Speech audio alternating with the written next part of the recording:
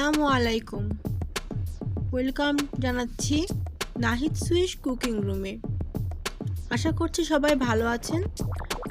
আজকে একটি নতুন রেসিপি নিয়ে আসলাম। রেসিপিটি সবার জানা, তবে আমি একটু ভিন্নভাবে করলাম।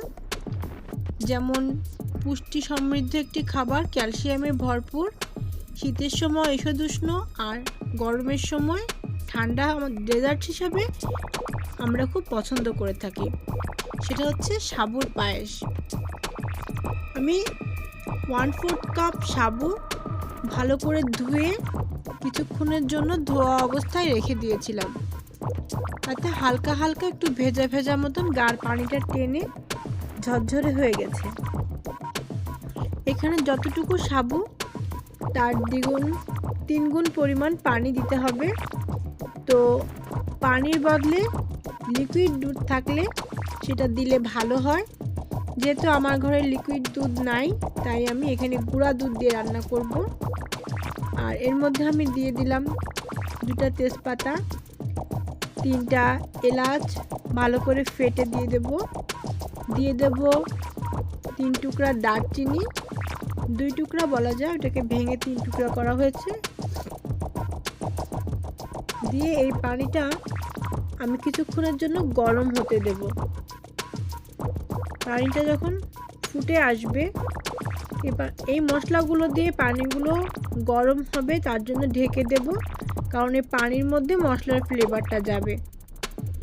পানিটা যখন ফুটে আসবে তখন আমি সামান্য ছোট্ট 1 টুকরা জয়িত্রী, এটা হাত দিয়ে খুব ভালো করে গুঁড়ো করে নেব। এটা অন্য কিছু দিয়েও আপনারা গুঁড়ো করতে পারেন, যেহেতু খুব সামান্য তাই আমি এভাবে গুঁড়ো করে নিচ্ছি। এই গুঁড়ো করাটা আমি এই পানির মধ্যে দেব। তার আগে আমি এখান থেকে 1 কাপ পানি তুলে রাখছি, 1/2 কাপ মতন পানি দুধ গুলিয়ে রাখার জন্য। এবার পানিটা আমি আবারও ফুটতে দেব। দিয়ে এই বাটিতে 1/2 কাপ গুঁড়ো দুধ আছে, এই গুঁড়ো দুধটা আমি ভালো করে গুলিয়ে নেব। যে পরিমাণ পানি আমি গরম দিতে দিয়েছি, ওই পরিমাণ পানির জন্য এই দুধটা পরিমাণের থেকে একটু বেশি। যেহেতু আমি পায়েস করছি তাই দুধটা ঘন হওয়ার দরকার, এই পরিমাণের থেকে একটু বেশি হলে ভালো হয়। যেমন 3 কাপ পানিতে 1/2 কাপ গুঁড়া দুধ। তো এই রেশিওটা আপনাদের যদি পছন্দ না হয় আপনারা কম বেশি করতে পারেন। আমি এবার গরম পানির মধ্যে সাবুটা দিয়ে দেব। আগে থেকে একটু ভেজানো থাকলে খুব সহজে হয়ে যায়, বেশি একটা কুক করতে হয় না। সাবুটা দেওয়ার পর একটু ঘন ঘন নাড়তে হবে যেন তলায় লেগে না যায়, আর ফুটে উঠতে দিতে হবে। এবার একদম প্রচুর পরিমাণ ঘুটে এটাকে গলিয়ে ফেলা যাবে না। অনেকে আছেন যে সাবুটা সেদ্ধ করে পানিটা থেকে ছেঁকে নিয়ে আবার নতুন করে ঠান্ডা পানিতে দিয়ে করেন। আমি সেটা করব না, আমি খুব ইজি ওয়েতে রান্না করব এবং আমার এটা সুস্বাদুও হবে।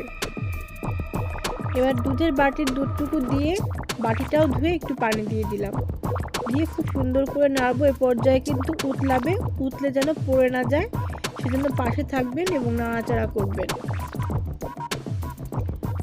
আর ভিউয়ার্স, আপনাদেরকে বলে রাখি, আমার রান্নাটা যদি ভালো লেগে থাকে তবে বেল আইকনে ক্লিক করবেন, সাবস্ক্রাইব করবেন, লাইক করবেন, কেমন লাগলো জানিয়ে কমেন্ট করবেন। আপনাদের উৎসাহ অনুপ্রেরণার জন্য আমার এই রান্নাগুলো শেয়ার করা।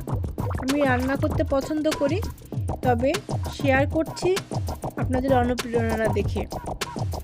এবার আমি এখানে পরিমাণ মতন চিনি দিয়ে দেবো, যার যেরকম চিনি পছন্দ সে সেরকম দিবেন। আমি এখানে 1/2 কাপ চিনির একটু কম, আমার একটা চামচে যে পরিমাণ চিনি ধরলো এই পরিমাণ চিনি 1/4 কাপের একটু কম। যেহেতু 2 চামচ দিয়েছি একটা গোল চামচের, এই চামচ অনুযায়ী 1/2 কাপ থেকে, সরি আমার ভুল হয়েছে, 1/2 কাপের একটু বেশি, 1/3 কাপ। ক্ষমা করবেন নিশ্চয়ই আমার এই ভুলের জন্য।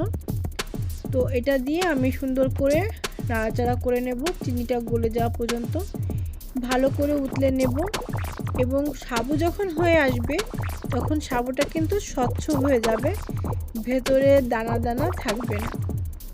এরপর যে আমি পাশে ভেজে রেখেছিলাম বাদাম এবং কিশমিশ, এই কাজু বাদাম এবং কাজু বাদামটা রেখে দিয়েছি, কিশমিশ এবং কাঠবাদাম এর মধ্যে আমি দিয়ে দিয়েছি। ভালো করে নেড়ে নেড়ে আরও কিছু সময় রান্না করব। ভাজার কারণ এটাই যেন দুধটা ফেটে না যায়, আর ওটা কিশমিশটা দেওয়ার পরে কিছু সময় কুক করবো এই জন্য যেন কিশমিশটা ফুলে ওঠে। আর এটা টেলে নেওয়ার আগে কিশমিশটা আমি ধুয়ে পানি ঝরিয়ে নিয়েছিলাম।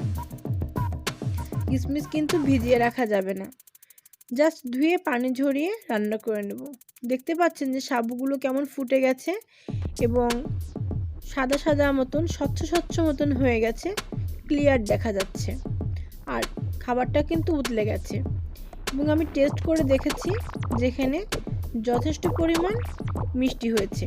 আর জয়িত্রী গুঁড়াটা দেওয়ার চেষ্টা অবশ্যই করবেন, তাতে করে একটা এত সুন্দর ফ্লেভার আসে যে মনে হবে আপনি এখানে সত্যি সত্যি ফিরনি রান্না করছেন, এরকম একটা ফ্লেভার বের হবে। এরপরে ভালো করে নাড়াচাড়া করে এর মধ্যে আমি দিয়ে দেব 1 চামচ গোলাপ জল, যেটা ভিডিও এডিট করার সময় স্কিপ হয়ে গেছে।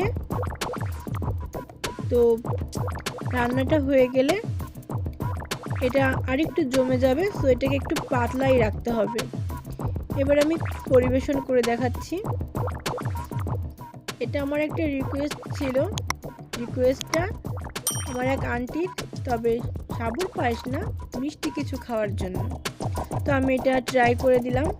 সাবু এমনিতেই রান্না করে ফালুদা করে বিভিন্ন রকম করে খেয়েছি, কিন্তু পায়েসের মতো করে রান্না করার চেষ্টা কখনো করিনি। আর ব্রাউন সুগারটা ব্যবহার করেছি একটু কালার আসার জন্য। দেখতে পাচ্ছেন যে একটু হালকা হালকা কালার আসছে।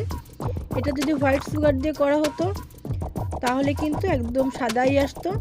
এটা কিন্তু গুড় দিয়েও করা যায়, সেক্ষেত্রে কালারটাও সেরকম আসবে পায়েসের মতন। তো আমি এখানে বাটিতে পরিবেশন করছি। পরিবেশন হয়ে গেলে আমার কড়াইতে ভেজে রাখা বা তেলে রাখা যে কাজু বাদাম, এটা আমি ভেতরে দিয়ে দিচ্ছি সাজানোর জন্য। আমার ঘরে সবুজ বা লাল কোনো ইনগ্রিডিয়েন্টস ছিল না যেটা দিয়ে আমি ডেকোরেট করব, হুট করে করা। সো আমি এটা দিয়ে করলাম। তো আবার বলছি, কেমন লাগছে জানিয়ে আমাকে কমেন্ট করবেন, আর ভালো লাগলে সাবস্ক্রাইব করবেন, বেল আইকনে ক্লিক করবেন, নিয়মিত পাশে থাকবেন। আমার এই ভিডিওটি দেখার জন্য আপনাদেরকে অসংখ্য ধন্যবাদ, আন্তরিক মোবারকবাদ জানাচ্ছি আমার ভিডিওটি এতক্ষণ ধরে দেখার জন্য। সব শেষে আমি এর উপরে একটু নারকেল কোড়া দিয়ে ডেকোরেশন করে দিলাম। আশা করি সবাই ভালো থাকবেন। আসসালামু আলাইকুম।